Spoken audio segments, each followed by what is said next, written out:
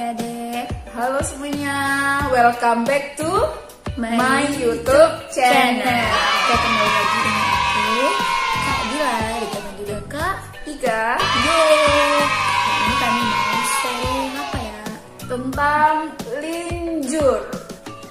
Nah, lintas jurusan. Jadi kira-kira bisa nggak Kak dari anak saintek pindah ke sosum? Pastinya bisa ya. Tapi apakah nanti maksimal hasilnya?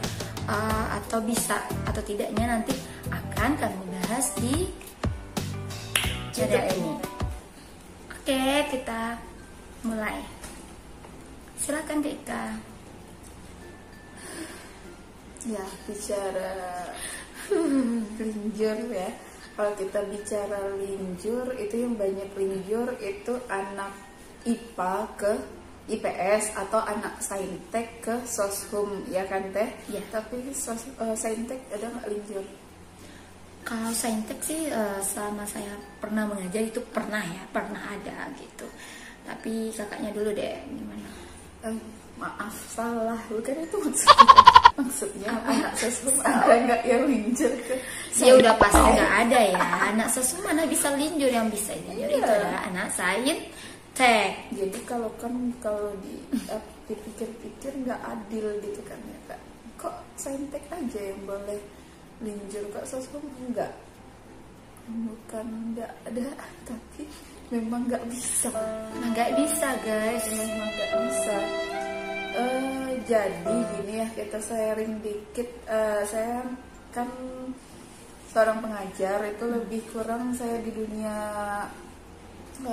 pembelajaran, mengajar dan apa sih Teh bahasanya, kok ribet kali ini.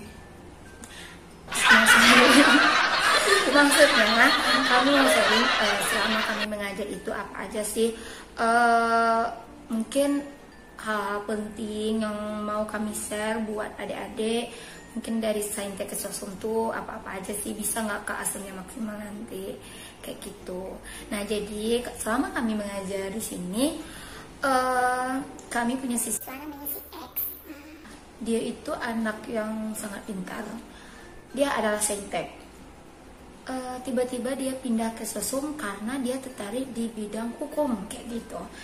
Nah mungkin Kak Ikanya lebih bisa menjelaskan lebih lanjut karena yang mengajarnya adalah Kak Ika. Silakan Kak. Oke, masalah linjur ini dari dulu sebenarnya sudah banyak ya kasus yang linjur, tapi memang sebagian berhasil, sebagian lagi kita lihat fenomena itu banyak yang masih gagal.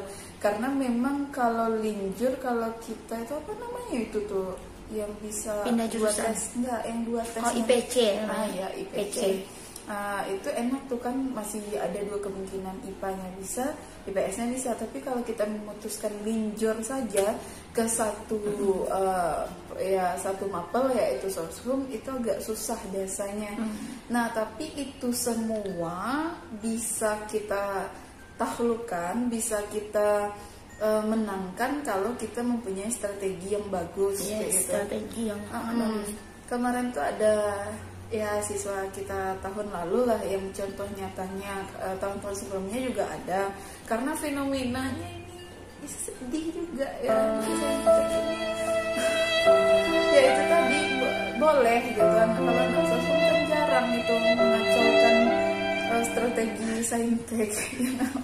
Yang sering itu saintek mengacaukan konsentrasi anak-anak soshum. Teteh saintek ya? Ya, aku sendiri itu saintek. Seharusnya aku kesal sama Teteh.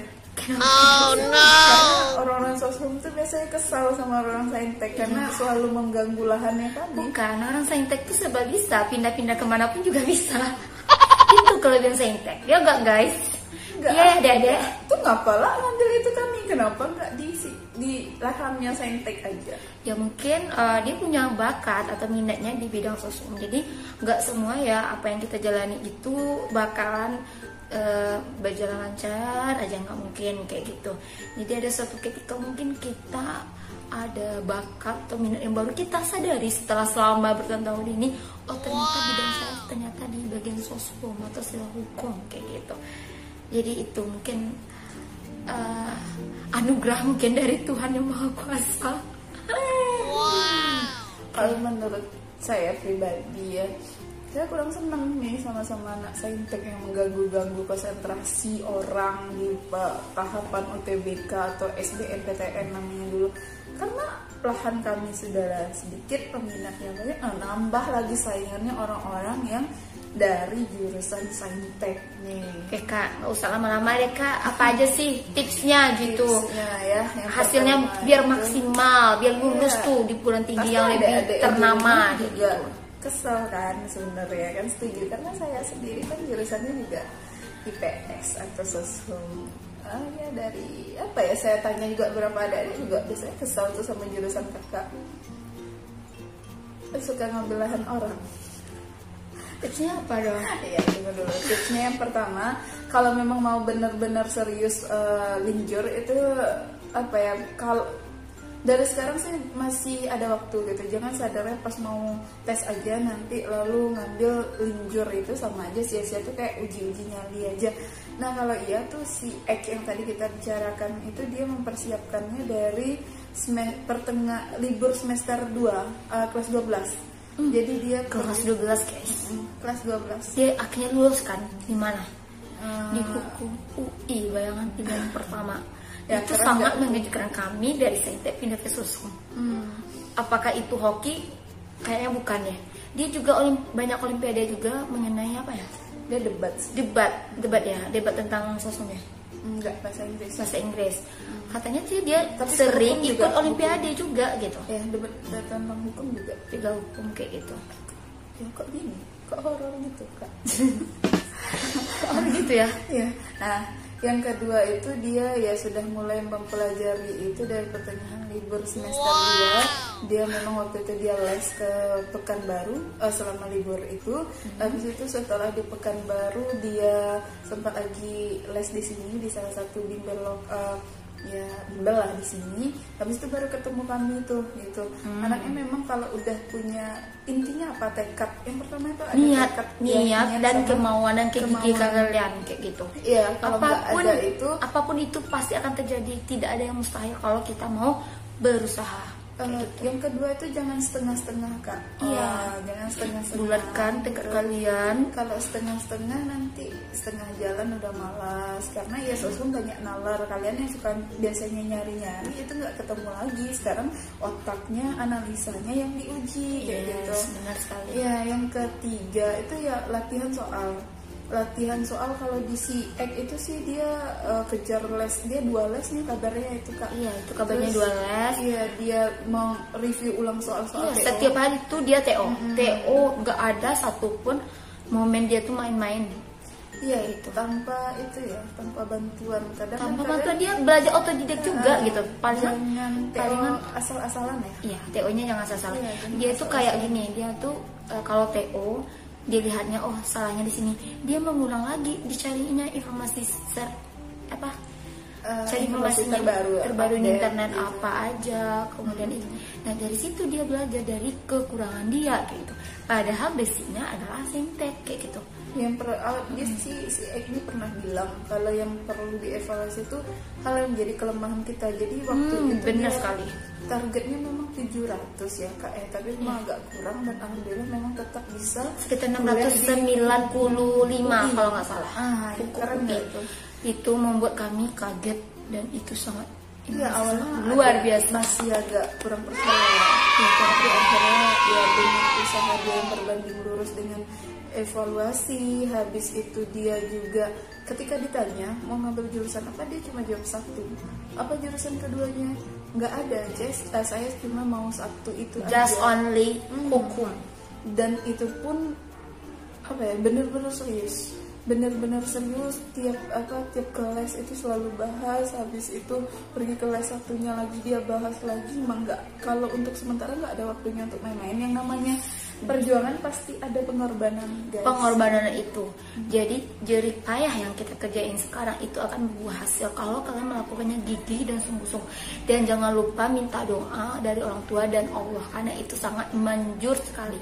Oke adik-adik, jadi percuma kalian belajar terus tapi kalian nggak ada ibadahnya atau kayak minta doa restu kepada orang tua atau Allah yang terutama sekali. Nah itu sangat membantu, sangat manjur sekali. Sepintar apapun orang, kalau dia nggak ada ibadah itu nggak percuma aja, ya kan Kak? Benar sekali. Yang pertama kita restu, yang kedua ya usaha sama ikhtiar kita, yang ketiga kita review, yang keempat kita TO, yang kelima itu ya serahin sama Allah lagi. Serahin sama semuanya Allah, udah kita kerjain, kita berserah diri sama Allah dan beribadah kayak gitu. Dan jangan cepat putus asa dengan hasil-hasil TO-nya, karena itu belum apa-apa. Karena perjuangan menuju saintek sosum itu sangat luar biasa sekali. Jadi kalian mungkin ada dilema-dilemanya nanti di tengah perjalanan. Sanggup gak ya saya di sosum? Bisa nggak sih? Aku takut nih kayak gitu ya. Itu tuh bakal bisa tercapai kalau emang kalian gigih dan mau berusaha. Palingan itu sih sharing dari kakak. Iya. Dan sedih juga. Kita perlu apresiasi sih orang-orang yang pindah dari saintek ke sosum ini, walaupun sedih juga. Dan banyak juga satu lagi teh, banyak juga yang sainteknya pindah ke sosum, tapi banyak juga yang nggak lulus. Kenapa? Karena dia itu nggak suka. Tiba-tiba dia mulai menyadari aku nggak cocok di saintek. Abis itu dia memilih jalan aman pindah ke sosum, karena baginya sosum tuh ngafal aja gitu. Tapi kalian jangan salah ya. Sosum pun walau itu ngafal, kalau kalian nggak mengerti konsep secara luas atau dalam bagaimana pembagiannya pun kalian bakalan susah nanti. Itu saran dari kakak. Jadi jangan pernah remehkan jurusan saintek maupun sosum. Mau cari aman pindah ke sosum jangan, tapi dari niat hati kalian, kalau kalian mau pindah emang mantap dan mau ingin belajar, pasti bisa. Tidak ada yang tidak mungkin. Ini intinya juga jangan asal-asal pindah, tahu dulu minat dan bakat kalian gitu. Nanti asal-asal pindah sia-sia gitu ya. Oke, mungkin sekian dari kakak. Oke, kakak mohon bantuannya, jangan lupa di like, di comment, and di subscribe. Semoga channel ini terus berkembang bagi adik-adik dan bermanfaat bagi adik-adik juga. Oke, dadah. Assalamualaikum warahmatullahi wabarakatuh.